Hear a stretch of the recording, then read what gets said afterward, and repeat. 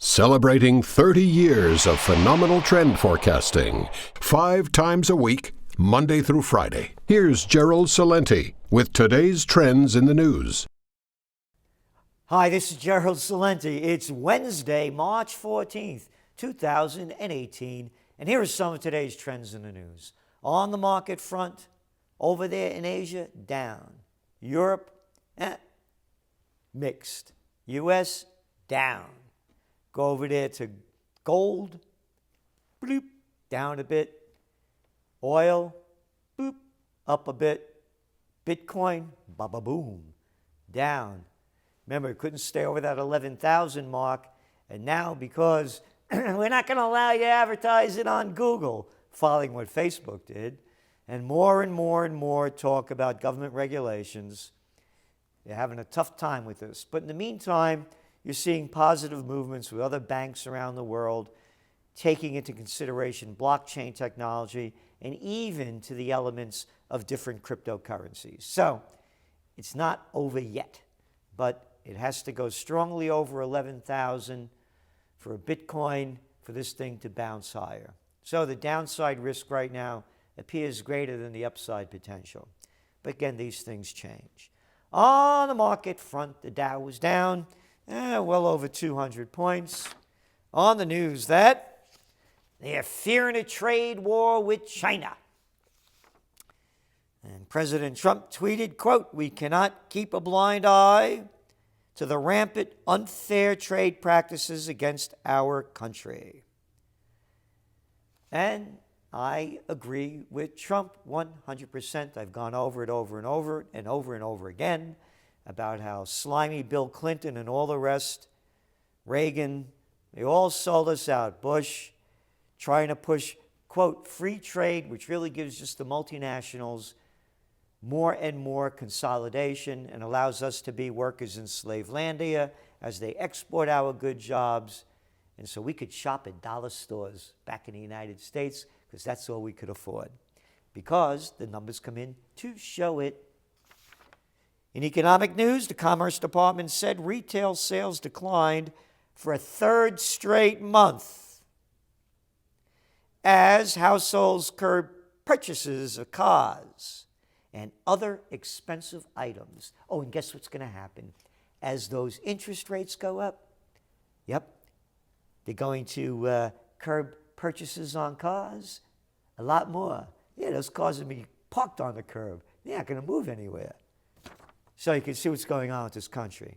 All the dough is going to the top, and the rich are getting richer.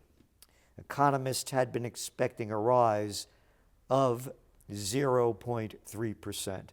Wow, that would have been some rise, because in China, retail sales of consumer goods grew 9.7%.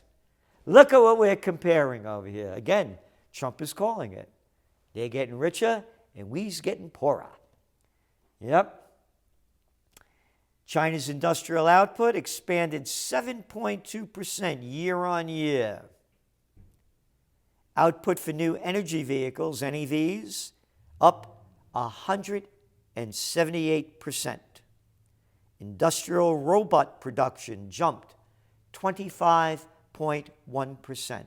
Think about it. NEVs, robots, because you keep talking about, if you will, NEVs, and then you read the stories here about what's going on and covering the current events forming future trends.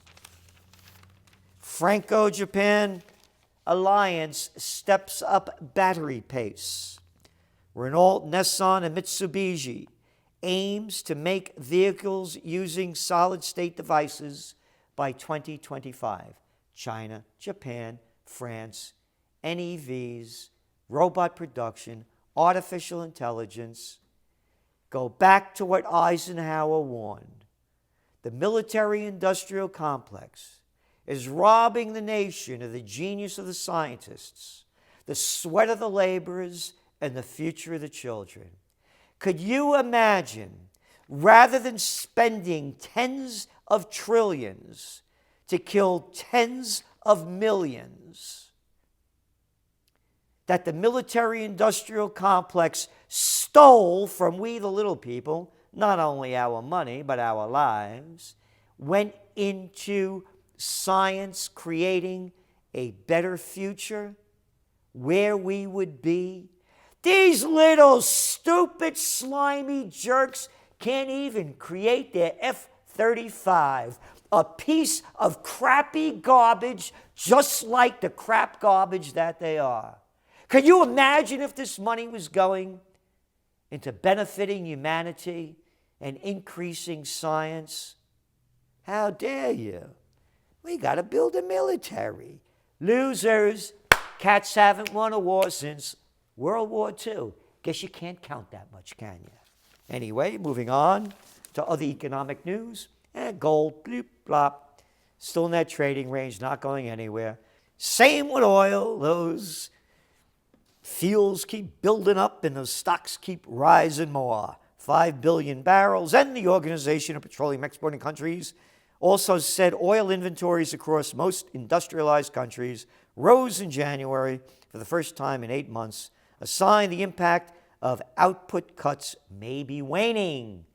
More production, more supply, outpacing demand. So oil's in that 60, 70 range. I've said it how many times, and that's where we see it staying. Going to the markets. Investors feel Goldilocks market is ending. Yep. They're saying for the first time in several years, they're reassessing their tolerance for risk. And many, it means boosting cash positions, slashing equity, or diversifying portfolios. We said this back in September. The markets have peaked. The Trump rally has peaked. And that's what you're seeing. Again, what's keeping the markets up is the same thing that's been keeping it up. More cheap money. And when that slows, you don't see a lot of this happening. Eon to acquire energy in 43 billion euro deal with RWE. That's right. More consolidation. Let the bigs get bigger, and you become a worker on a plantation in Slavelandia, because that's all these multinationals are. The bigger they get, the less you make. The numbers are there. Hedge funds placed $3 billion in bets against struggling advertising companies. Old news, old news. We've been writing about the death of advertising, and guess what? Even though Google and Facebook are getting a lot of that dough, the results don't show. It's in your TrendsJournal. We've been writing about it over and over again. So, the other thing goes back to mergers and acquisitions. All these advertising companies, now they're big ones. So they're losing their creativity because they're bottom line cats and they are going down. Multinationals pay less tax despite curb on avoidance. Now, this is before the Trump tax cut. Effective rate drops 9% in a decade. Isn't that great? Multinationals are now paying significantly lower taxes than before the 2008 financial crisis, according to Financial Times analysis, showing that the decade of government efforts to cut deficits and reform taxes has left the corporate world largely unscathed. And the reason it's left the corporate world largely unscathed in Slavelandia is because you got a bunch of little low-life clowns called politicians that get bought off with campaign contributions, bribes, and payoffs. Again, put it all together. And what else do we have here? You ready? Ford is recalling nearly 1.4 million mid-sized cars in North America because the steering wheel can detach from the steering column and drivers could lose control. But we're going to have driverless cars. Yeah, you know what driverless cars are. Come on now, that ain't even bullshit. That's horse shit. You got it. Don't see it happening. Oh, again, this is big news. Need cash? Host a concert at home. That's right. People are hosting concerts in their house. They're charging people $12 tickets. This is old. Go back to those jazz songs. Yeah. House Rent Boogie. Yeah, we're going to play it at the end of this show. They had all these house rent parties. You throw a party, everybody chip in, and you help pay your house rent.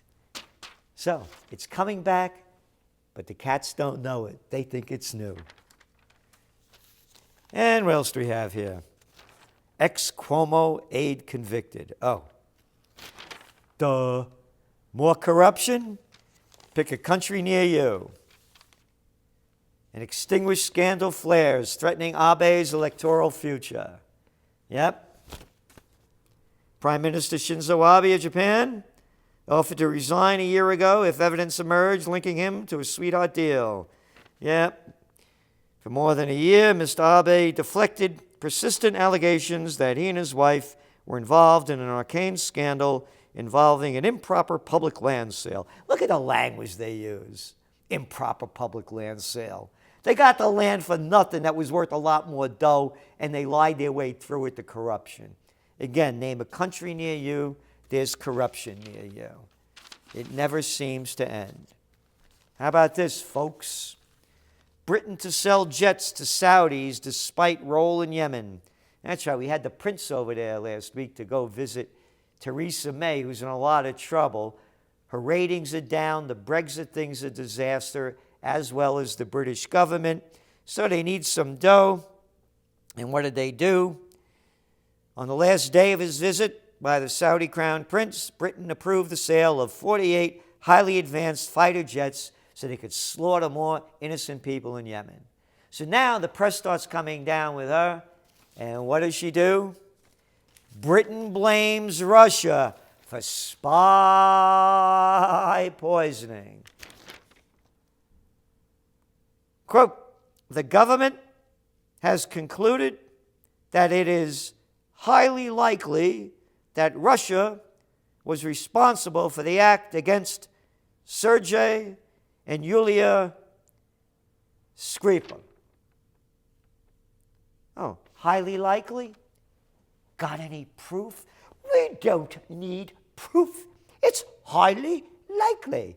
You're a bunch of lying bastards.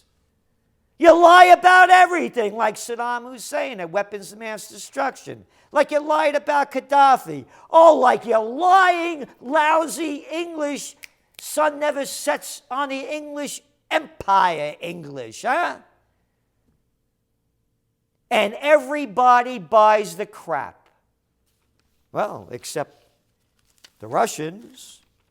Foreign Minister Sergei Lavrov called on London to provide a sample of the substance used in the attack on the former spy. Oh, a former spy, they asked her, they won't give it to him. Show us some proof. A former spy. Hey, English. It wasn't Mary Poppins or Mother Teresa. It's a damn spy. And this is news. It's all the news. And it never stops.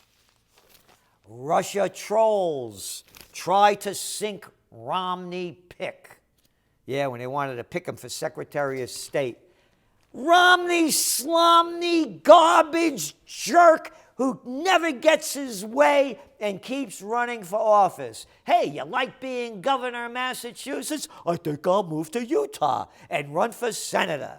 Yep, that's the crap. Hey, Russians try to sway U.S. energy debate. Woo! Italy has dumped America for Russia. A stupid moron story of absolute crap by a jerk. Frank Bruni. This guy used to write about restaurants and stuff. And now the clown's an expert. It's a bunch of garbage. And this is what the garbage, the toilet paper record puts out, with their arrogance and their stupidity. Oh, Celente, don't get angry. Angry? Go vote. This is a fragile moment for the nation. The integrity of democratic institutions. What democratic institutions? You got a gang running the show, morons. Murderers and thieves, Republicans and Democratic criminals with facts are there, folks. How they folked us with too big to fail. How I show you how the rich are getting richer and all the wars that these war criminals start on lives. But nobody goes to jail because they're too big to fail and too big to throw in jail. They go on to say, if you are horrified at what's happening in Washington and in many states, you can march in the streets. You can go to town halls and demand more from your representatives. You can share the latest outrageous news on your social media feed. All worthwhile activities, but none of it matters if you don't go out to vote. F you. Don't you tell me that I have to vote for one of the criminals that you like. Prostitutes who get paid out to put out. They get paid to put out by their corporate johns and their Washington whoremasters. Go out and vote. Yeah, go vote. The only votes I do are local. I don't vote for war criminals. But people that sell war and send you to war, if you're in their camp like the slime is, go out and vote. This is Gerald Celente, and that's some of today's trends in the news.